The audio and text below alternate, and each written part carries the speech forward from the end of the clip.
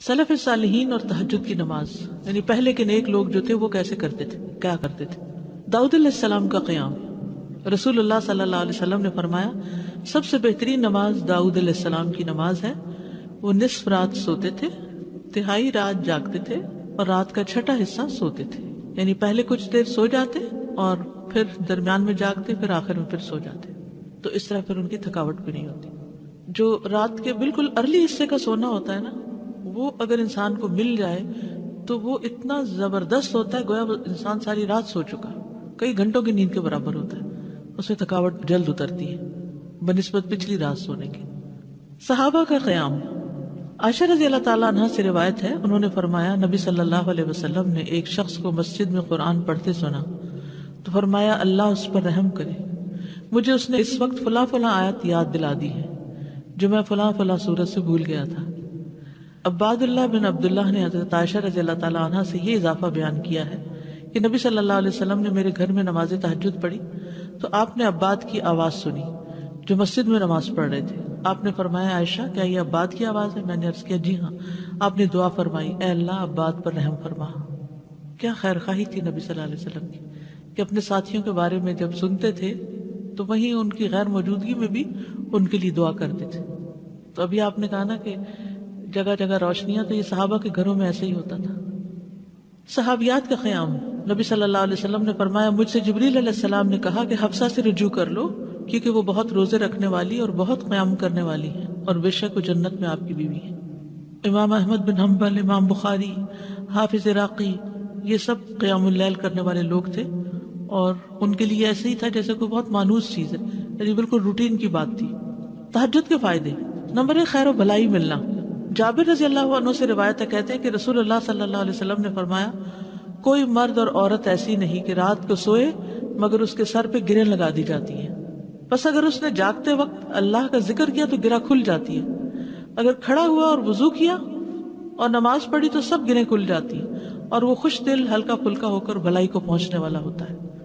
یعنی جو لوگ صبح اٹھتے ہی پہلے ذکر کرتے ہیں، اللہ کا دعا کرتے ہیں، اگر تہجد کے وقت اٹھے ہیں تو کون سی آیات پڑھتے ہیں؟ آل عمران کی آخری آیات، ان فی خلق السماوات والارض، اور پھر وضو کرتے ہیں، نماز پڑھتے ہیں تو ان کی ساری گرہیں کھل جاتی ہیں، بالکل فریش ہو کر ریلیکس ہو کر دن کا آغاز کرتے ہیں، اور اگر نماز مس ہو جائے تو بوجھ تلے آ جاتے ہیں۔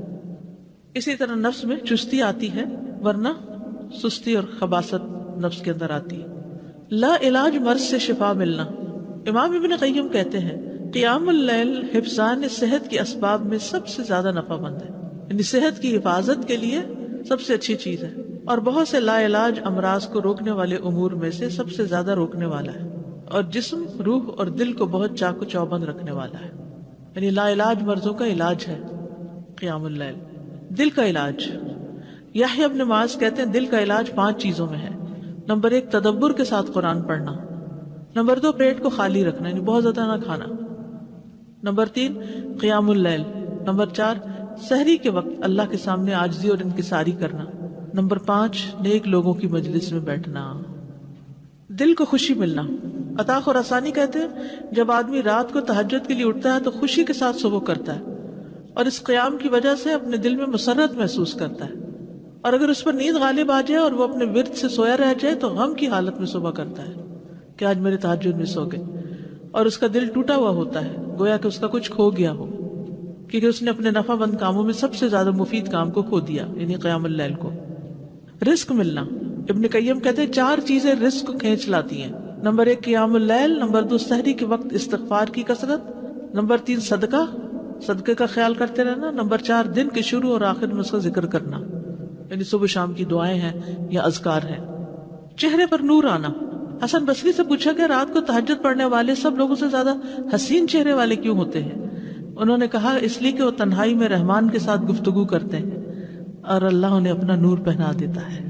لوگوں کی محبت ملنا، سعید بن مسیب کہتے ہیں کہ ایک آدمی رات کو نماز پڑھتا ہے تو اللہ اس کے چہرے میں نور بنا دیتا ہے، اس نور کی وجہ سے ہر مسلمان اس سے محبت کرتا ہے۔ جب اس کو ایسا شخص دیکھتا ہے جس نے اسے پہلے نہیں دیکھا ہوتا تو وہ کہتا ہے بے شک مجھے اس آدمی سے محبت ہے، یعنی دیکھتے ہی اس کے دل میں اس کی محبت آتی ہے۔ کوئی ایک فائدہ بتائیے مجھے، کیا فائدہ تہجد پڑھنے کا؟ خوشی ملنا، دل کا علاج، لا علاج مرضوں سے حفاظت، رزق ملنا، یس، نفس میں چستی آنا، لوگوں کی محبت ملنا. مجھے ایسے لگتا ہے میں جب سے قرآن کے ساتھ جڑی ہوں مجھے بہت سارے لوگوں کی محبت جو ہے ملی ہے. میں جن کو فرسٹ ٹائم بھی ملتی ہوں وہ بھی اتنے پیار سے ملتے ہیں، دوبارہ پوچھتے ہیں حال احوال. اور اسی طرح میری جاب پہ بھی لوگوں سے جھگڑا رہتا تھا، اور اس کے بعد میں اس طریقے سے سوچتی تھی کہ نہیں اب میں قرآن پڑھتی ہوں اور رات کو قیام کرتی ہوں. اس وجہ سے یہ میرے ساتھ اچھا آسانیاں ہو گئی الحمدللہ. اصل میں ان دو چیزوں سے اپنے مزاج میں بھی بڑا فرق آتا ہے، یعنی ہم بھی بدلتے، جس سے بھی لوگوں کا رویہ بھی بدل جاتا ہے. چڑچڑاپن دور ہوتا ہے، برداشت پیدا ہوتی ہے. تو جس میں برداشت پیدا ہو جائے تو پھر بہت سے اس کے دوست بن جاتے ہیں. سادہ جب سے قرآن کے اسٹوڈنٹ بنی نا تو یہ پتہ چلا کہ یہ بہترین وقت ہوتا ہے اپنے سبق کو یاد کرنے کا اور اس پہ غور و فکر کرنے کا. بالکل.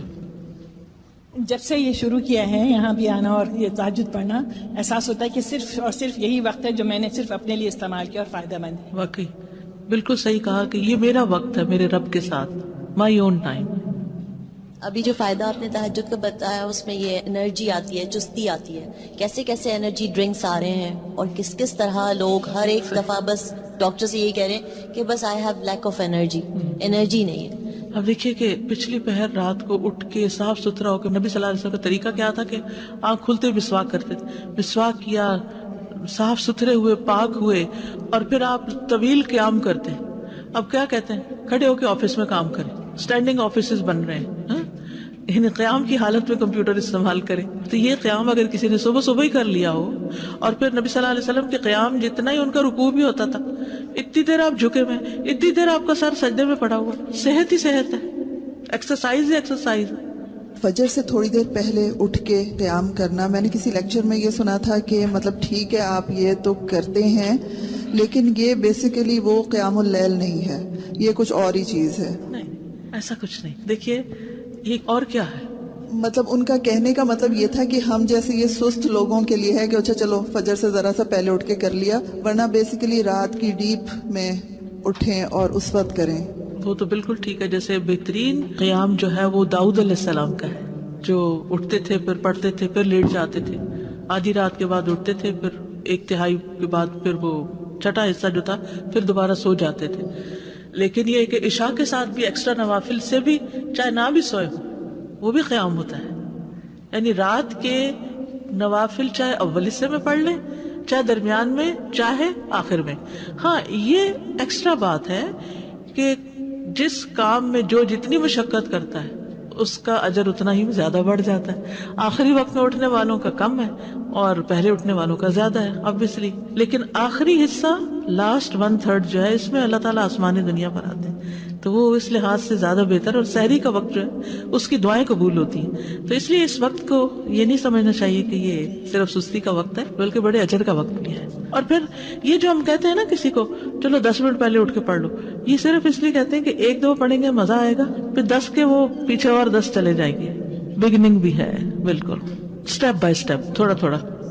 ورنہ ایک دو دن تو جذبات میں آ کے اٹھیں گے تو پھر چوتھے دن پھر سوچ پڑے ہوں گے.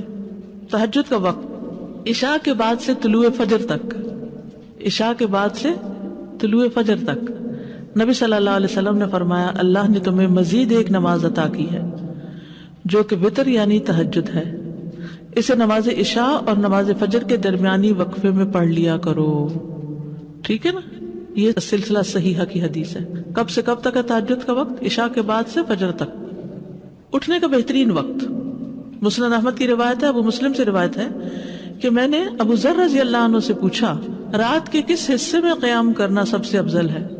ابو ذر رضی اللہ عنہ نے کہا میں نے بھی رسول اللہ صلی اللہ علیہ وسلم سے اسی طرح سوال کیا تھا جس طرح تم نے مجھ سے کیا. آپ نے فرمایا رات کے پچھلے پہر، یا رات کے پچھلے پہر یا نصف رات میں. لیکن ایسا کرنے والے بہت تھوڑے ہیں، یعنی مشکل ہے نا آدھی رات کو اٹھنا. آپ مثلا سوئے ہیں 10 بجے اور 12 بجے پھر اٹھ جائیں تو مشکل ہوگا.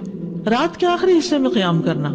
جابر رضی اللہ عنہ سے روایت ہے، انہوں نے کہا میں نے نبی صلی اللہ علیہ وسلم کو فرماتے ہوئے سنا تم میں سے جسے یہ خدشہ ہو کہ وہ رات کے آخر میں نہیں اٹھ سکے گا تو وہ وتر پڑھ لے پھر سو جائے، اور جسے رات کے قیام کا یقین ہو وہ رات کے آخر میں وتر پڑھے، کیونکہ رات کے آخری حصے میں قرات کے وقت حاضری دی جاتی ہے اور یہ بہتر ہے.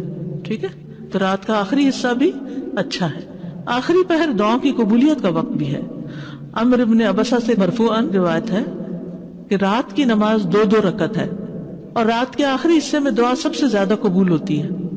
رات کے آخری حصے میں دعا سب سے زیادہ قبول ہوتی ہے. نبی صلی اللہ علیہ وسلم کے اٹھنے کا وقت. مسروق سے روایت انہوں نے کہا میں نے عائشہ رضی اللہ عنہا سے پوچھا کہ نبی صلی اللہ علیہ وسلم کو سب سے زیادہ کون سا عمل پسند تھا؟ انہوں نے فرمایا وہ عمل جو ہمیشہ ہوتا رہے. میں نے کہا آپ رات کو کب اٹھتے تھے؟ انہوں نے فرمایا جب مرغ کی آواز سنتے تو اٹھ جاتے. اب دیکھیے اس کو گھڑیاں نہیں تھی لیکن اللہ نے نیچرلی یعنی کہ ایک وقت تہجد کا جو تھا اس میں مرغ اذان دیتا ہے تو وہ بھی ایک الارم کی طرح ہے. آپ کو پتہ ہے کراچی کا تو کچھ نہ کچھ ہے، اس لیے کہ فرسٹ ٹائم کراچی میں میرے ساتھ یہ ایکسپیرینس ہوا کہ رات کے وقت کبھی بول رہے ہیں، رات کے وقت کبھی بول رہے تھے.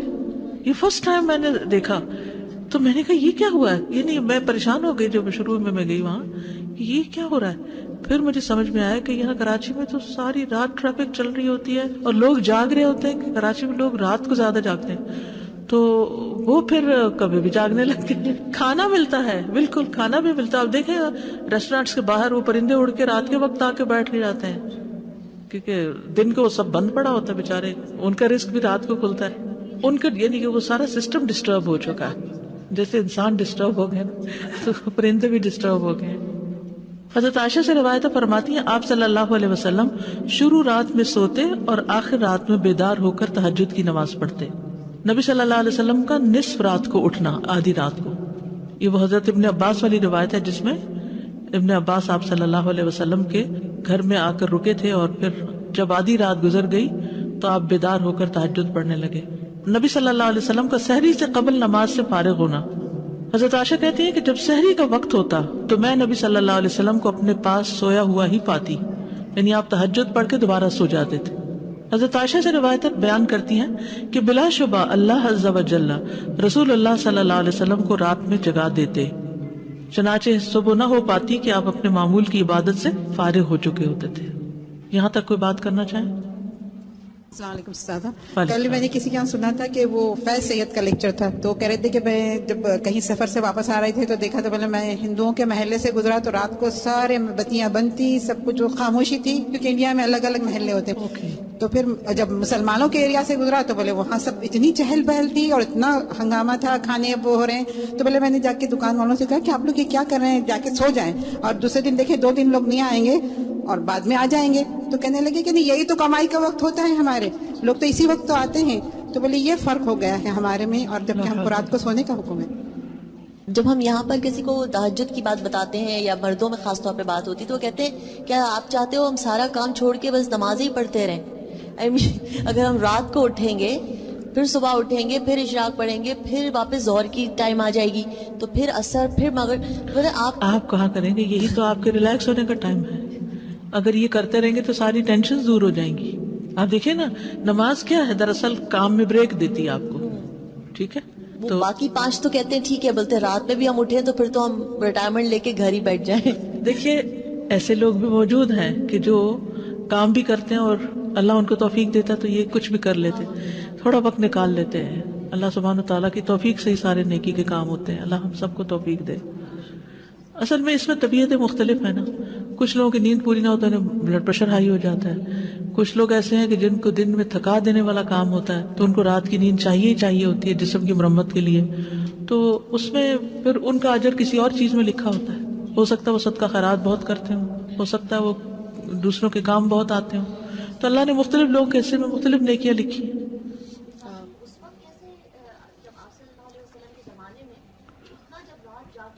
اور پھر دن کو جہاد اور سب کرتے تھے، بس قیلولہ کرتے تھے.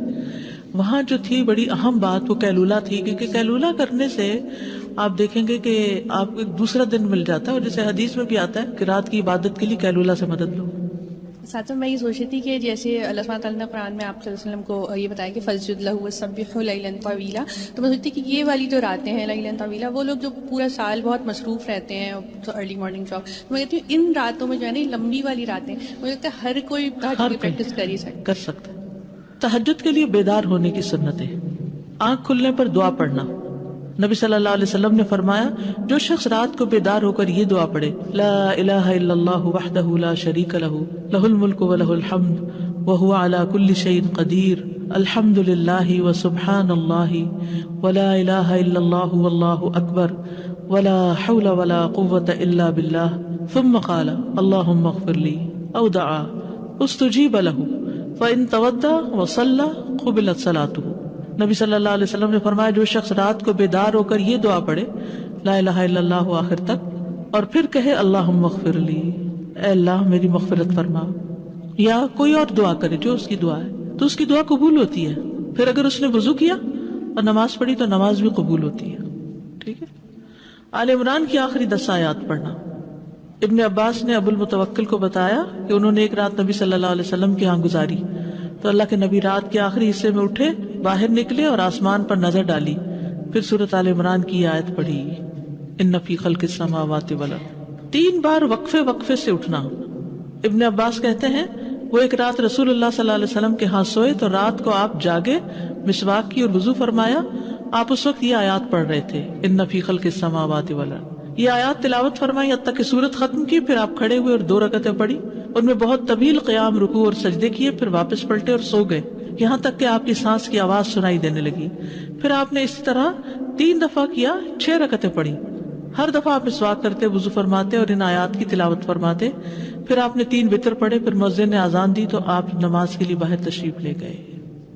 یعنی بار بار وضو کیا، بار بار مسواک کیا اور بار بار ان فی خلق پڑھا اور عبادت کی. بیدار ہوتے ہی مسواک کرنا. ابن عمر سے مرفوعاً مروی ہے کہ آپ صلی اللہ علیہ وسلم جب سوتے تو مسواک آپ کے پاس ہوتی، جب بیدار ہوتے تو مسواک سے ابتدا کرتے. اسی طرح جب آپ تہجد کے لیے کھڑے ہوتے تو اپنا منہ مسواک سے اچھی طرح صاف کرتے. 2 رکعتیں پڑھ کر سلام پھیرتے اور مسواک کرتے. سبحان اللہ، کس کثرت کے ساتھ منہ صاف کرتے. صحابہ کو بھی حکم دیا جاتا کہ رات کو اٹھے تو مسواک کریں. پھر درمیانہ وضو کرنا. ابن عباس سے روایت ہے، انہوں نے کہا میں نے ایک رات اپنی خالہ میمونہ کے ہاں گزاری. نبی صلی اللہ علیہ وسلم رات کو اٹھے اور اپنی ضرورت کی جگہ آئے، پھر اپنا چہرہ اور دونوں ہاتھ دھوئے، پھر سو گئے اور پھر اٹھے اور مشکیزے کے پاس آئے، اس کا بندھن کھولا، پھر 2 وضو کے درمیان کا وضو کیا، یعنی ہلکا سا وضو، اور پانی زیادہ استعمال نہیں کیا اور اچھی طرح وضو کیا، پھر اٹھے اور نماز شروع کی. یہاں تک اگر کوئی بات پوچھنی تو. مجھے ذہن میں یہ بات آ رہی تھی کہ یہ جو وقفے سے اٹھنا ہے تو یہ تجربہ ہے کہ ایک نیند کا ایک سائیکل ہوتا ہے، ہر 1.5 گھنٹے کے بعد آنکھ کھل جاتی ہے. جی بالکل صحیح کہا آپ نے. تو یہ سبحان اللہ، یہ اللہ نے خود ہی نظام رکھا ہے، اگر سے فائدہ اٹھا لیں تو. بالکل انسان کو سائڈ بدلنے کی ضرورت پیش آتی ہے اور اس وقت ایک دفعہ تو پوری آنکھ کھلی جاتی ہے. صبح دیر سے آنکھ کھلے تو فجر کی نماز پڑھے تو کیا وہ ہوگی ہماری قضا؟ کتنے بجے آنکھ کھلے مثلا؟ جیسے 8 بجے 9 بجے تو جب اور پھر تو قضا ہی ہوگی. چاش کا وقت آ جائے گا تو قضا ہوگی. جی قضا ہوگی. اور عشاء کی بھی قضا ہوتی ہے؟ نہیں، وہ تو ظہر سے پہلے پڑھ سکتے ہیں تو وہ لیٹ پڑھ سکتے ہیں. پھر اچھا عشاء چاش دونوں. میری تہجد میں تو میری تو پوتی اٹھ جاتی ہے، وہ مجھے تہجد پڑھاتی ہے. پھر چلیں الحمدللہ. کم سے کم اور زیادہ سے زیادہ تعداد کتنی رکعتیں پڑھنی چاہیے؟ ٹھیک ہے، یہ بھی بڑا اہم سوال ہے. اکثر لوگ پوچھتے ہیں تہجد کتنی رکعتیں ہیں، تو یہ ظہر اثر وغیرہ کی طرح مقرر رکعتیں نہیں ہیں، اس میں وسعت ہے. ٹھیک ہے، کم سے کم اور زیادہ سے زیادہ تعداد. ابن عثیمین کہتے ہیں نبی صلی اللہ علیہ وسلم سے رات کی نماز کے متعلق سوال کیا گیا تو آپ نے فرمایا رات کی نماز 2 رکعت ہے، مثنا مثنا. اور آپ نے اس کو کسی تعداد کے ساتھ متعین نہیں کیا. آپ نے یہ نہیں فرمایا 4 ہے، 6 ہے، 8 ہے، 10 ہے، نہیں. کیا فرمایا؟ 2 ہے. تو جب نبی صلی اللہ علیہ وسلم نے اس کے لیے کسی گنتی کو متعین کیے بغیر کیفیت کو واضح کر دیا تو اس سے معلوم ہوا کہ نماز کا معاملہ اس بارے میں وسعت رکھتا ہے، یعنی اس میں کافی گنجائش ہے. انسان 100 رکعتیں بھی پڑھ سکتا ہے اور 1 رکعت کے ساتھ اس کو وتر بنا سکتا ہے. تو اصل بات یہ کہ انسان جتنی طاقت پاتا ہے اتنی رکعتیں ادا کر لے. ٹھیک ہے. ابن باز رات کی نماز کی تعداد کے متعلق کہتے ہیں کہ یہ بات ہر انسان کی طاقت کی طرف لوٹتی ہے. اور نبی صلی اللہ علیہ وسلم 11 رکعت ادا کرتے اور 2 رکعت پر سلام پھیرتے. آپ علیہ الصلوۃ والسلام اپنی قرات، اپنے رکوع اور اپنے سجدوں کو لمبا کرتے تھے اور قیام اللیل کو 2 ہلکی پھلکی رکعتوں کے ساتھ شروع کرتے تھے. سب سے بہتر یہی ہے. اور اگر وہ 3، 5 یا اس سے بھی زیادہ پڑھتا تو کوئی حرج نہیں. ہر ایک اپنی طاقت کے مطابق ادا کرے گا، اس میں کوئی حد نہیں. لیکن سب سے افضل صورت 11 رکعت نماز پڑھنا ہے، 8 تہجد اور 3 وتر. نبی صلی اللہ علیہ وسلم کا رمضان اور غیر رمضان میں 11 رکعت سے زیادہ نہ پڑھنا. ابو سلمہ بن عبد الرحمن سے روایت ہے، انہوں نے عائشہ رضی اللہ تعالیٰ عنہا سے پوچھا، اور یہ صحیح مسلم کی روایت ہے، کہ رمضان میں رسول اللہ صلی اللہ علیہ وسلم کی نماز کیسے ہوتی تھی؟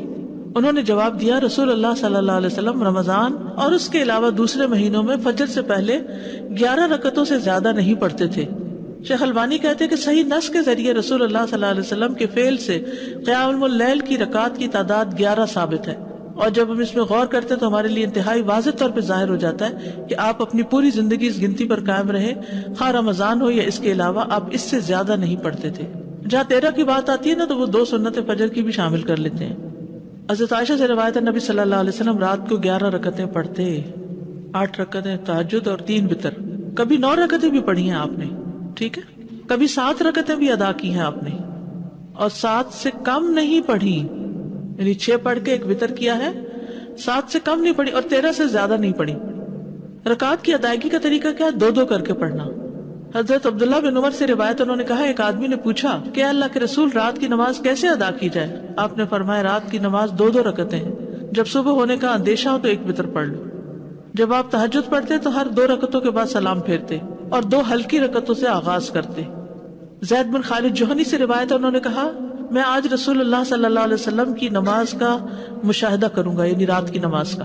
میں نے دیکھا کہ آپ نے 2 ہلکی رکعتیں پڑھی، پھر 2 انتہائی لمبی، بہت ہی زیادہ لمبی رکعتیں ادا کی، پھر 2 رکعتیں پڑھی جو ان 2 لمبی رکعتوں سے ہلکی تھی، پھر 2 پڑھی جو پہلے والوں سے کم تھی، پھر 2 پڑھی جو اپنے پہلی والی رکعتوں سے کم تھی، پھر 2 رکعتیں پڑھی جو اپنی پہلی والی رکعتوں سے کم، پھر وتر ادا کیا۔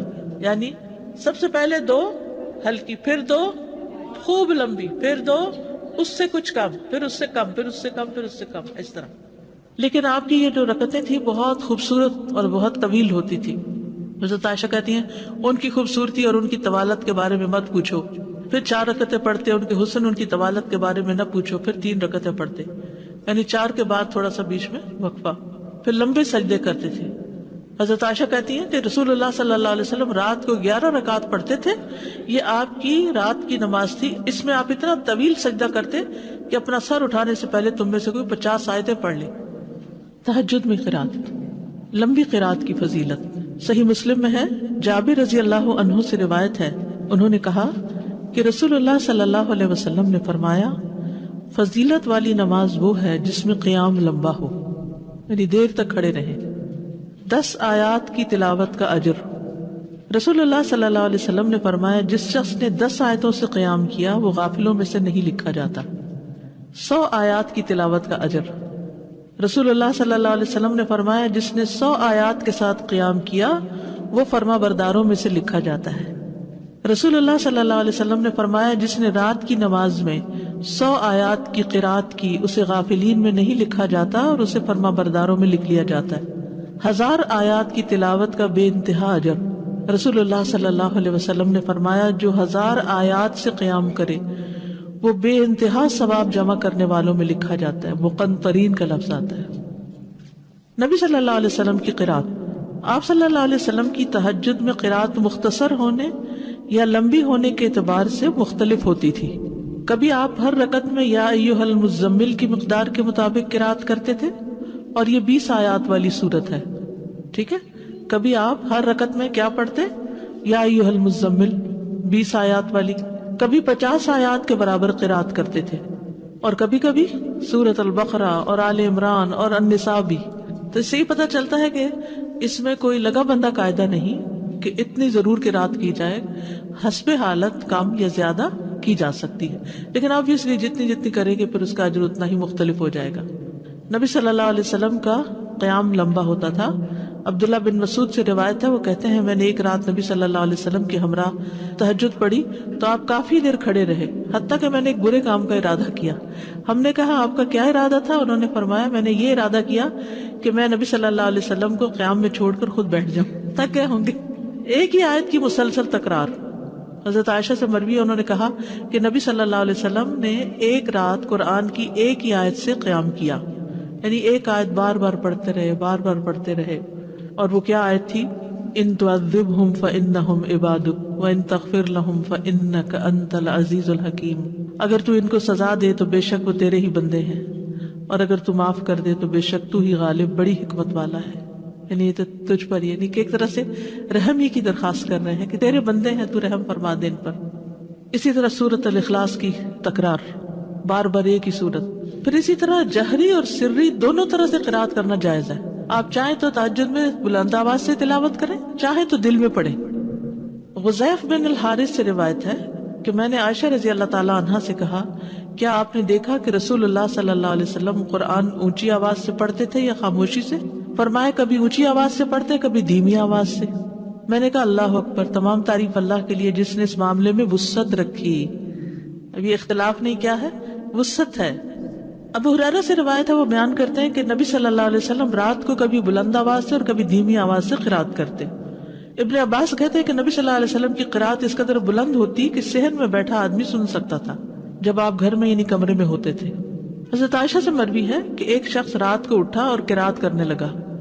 اس نے اپنی آواز بلند رکھی. جب صبح ہوئی تو رسول اللہ صلی اللہ علیہ وسلم نے فرمایا اللہ فلاں پہ رحم فرمائے، اس نے رات مجھے کتنی ہی آیتیں یاد دلا دی جو میں بھول چکا تھا. تو بعض اوقات اونچی قرات سے دوسرے لوگوں کو فائدہ ہو جاتا ہے جو آس پاس ہوتے ہیں. درمیانی آواز میں قرات. ایک رات نبی صلی اللہ علیہ وسلم نکلے اور ابو بکر رضی اللہ عنہ کے پاس سے گزرے. وہ نماز پڑھ رہے تھے اور ان کی آواز دھیمی تھی. راوی کہتے ہیں اور آپ عمر بن خطاب کے پاس سے گزرے، وہ بھی نماز پڑھ رہے تھے، ان کی آواز بہت بلند تھی.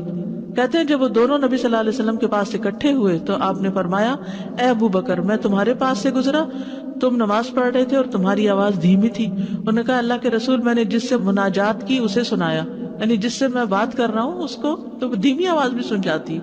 کہتے ہیں پھر آپ نے عمر سے کہا میں تمہارے پاس سے گزرا اور تم بلند آواز سے نماز پڑھ رہے تھے. انہوں نے کہا اللہ کے رسول، میں سوتے کو جگا رہا تھا اور شیطان کو بگا رہا تھا. بس نبی صلی اللہ علیہ وسلم نے فرمایا اے ابو بکر، اپنی آواز کچھ بلند کیا کرو، اور اے عمر، تم اپنی آواز کچھ دھیمی رکھا کرو. درمیانی چیز. لیکن یاد رکھیے کہ دوسرے کو اذیت نہیں دینی چاہیے. اگر کوئی سو رہا ہے اور وہ چاہتا ہے کہ ہم اونچا نہ پڑھے تو پھر اونچا نہ پڑھے. یا کوئی اور بھی تہجد پڑھ رہا ہے، یعنی ایک ہی کمرے میں ہسبینڈ وائف دونوں پڑھ رہے ہیں اور دونوں ہی اپنی اپنی اونچی کر رہے ہیں تو کسی کی کوئی بات سنائی نہیں دے گی. ابو سعید کہتے ہیں کہ رسول اللہ صلی اللہ علیہ وسلم نے مسجد میں اعتکاف فرمایا. آپ نے لوگوں کو سنا کہ اونچی آواز سے قرات کر رہے تھے. آپ نے پردہ ہٹایا اور فرمایا خبردار، بے شک تم سب کے سب اپنے رب سے مناجات کر رہے ہو، مگر تم میں سے کوئی دوسرے کو ہرگز ایذا نہ دے، کوئی کسی کو تکلیف نہ پہنچائے، اور قرات میں اپنی آواز دوسرے پر بلند نہ کرے. یا فرمایا نماز میں، یعنی دو لوگ پڑھ رہے ہیں تو کوئی ایک دوسرے سے اونچا کرنے کی کوشش نہ کرے، اپنی اپنی نماز پڑھی جائے. ٹھیک ہے، اس میں وسعت ہے. اونچی آواز سے پڑھ سکتے ہیں اور نیچے سے، لیکن پسندیدہ کیا ہے؟ درمیانی آواز سے پڑھنا. لیکن اگر کوئی اور ساتھ پڑھ رہا ہو، مثلا آپ نے دیکھا ہوگا کہ بعض اوقات آپ پڑھتے ہوئے بھول جاتے ہیں اگر بیچ میں کوئی اور کسی بھی چیز کی آواز آ رہی، تو اس صورت میں اگر دوسرے ہوں تو ان کی رعایت کرنی چاہیے. اس وسعت کا فائدہ یہ نا، جیسے سجدے کی دعائیں یا رکوع کی یا اور اسی طرح کی، تو کبھی ایک پڑھ لے کبھی دوسری پڑھ لے، تو اس سے نماز کے اندر ایک خوبصورتی رہتی ہے، ایک توجہ رہتی ہے. السلام علیکم. تہجد کی نماز میں ہم قرآن کھول کے پڑھ سکتے ہیں؟ جی زبانی تو اتنا یاد نہیں ہوتا. جی پڑھ سکتے. تہجد کی دعائیں، ابن عباس کہتے کہ رسول اللہ صلی اللہ علیہ وسلم جب رات کی آخری تہائی میں نماز کے لیے اٹھتے تو فرماتے، یہ دعا آپ نے یاد کی ہے نا. پھر ہے ہدایت کا سوال کرنا. ابو سلمہ بن عبد الرحمن بن عوف سے روایت ہے، کہتے ہیں کہ میں نے ام المومنین عائشہ رضی اللہ تعالی عنہا سے پوچھا کہ اللہ کے نبی جب رات میں نماز کے لیے کھڑے ہوتے تو کس دعا سے نماز کا آغاز فرماتے؟ انہوں نے فرمایا جب آپ رات میں نماز کے لیے کھڑے ہوتے تو اپنی نماز اس دعا سے شروع کرتے، شیطان سے بچنے کے لیے اللہ کی پناہ لینا. ابو سعید خدری بیان کرتے ہیں کہ رسول اللہ صلی اللہ علیہ وسلم جب رات کو قیام فرماتے تو اللہ اکبر کہتے، پھر سبحانک اللہم و بحمدک و تبارک اسمک و تعالی جدک و لا الہ غیرک کہتے، پھر 3 بار لا الہ الا اللہ کہتے، 3 بار اللہ اکبر کبیرہ کہتے. اس کے بعد اعوذ باللہ السمیع العلیم من الشیطان الرجیم من ہمزہ ونفخہ ونفثہ پڑھتے. بخشش طلب کرنا.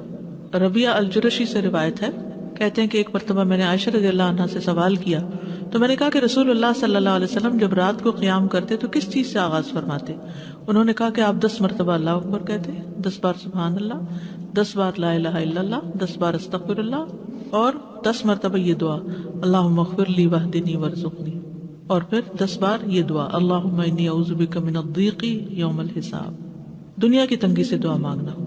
شریک حوزنی کہتے کہ میں ام المومنین عائشہ رضی اللہ عنہا کے پاس گیا اور ان سے پوچھا کہ رسول اللہ صلی اللہ علیہ وسلم جب رات کو اٹھتے تو کس چیز سے ابتدا کرتے؟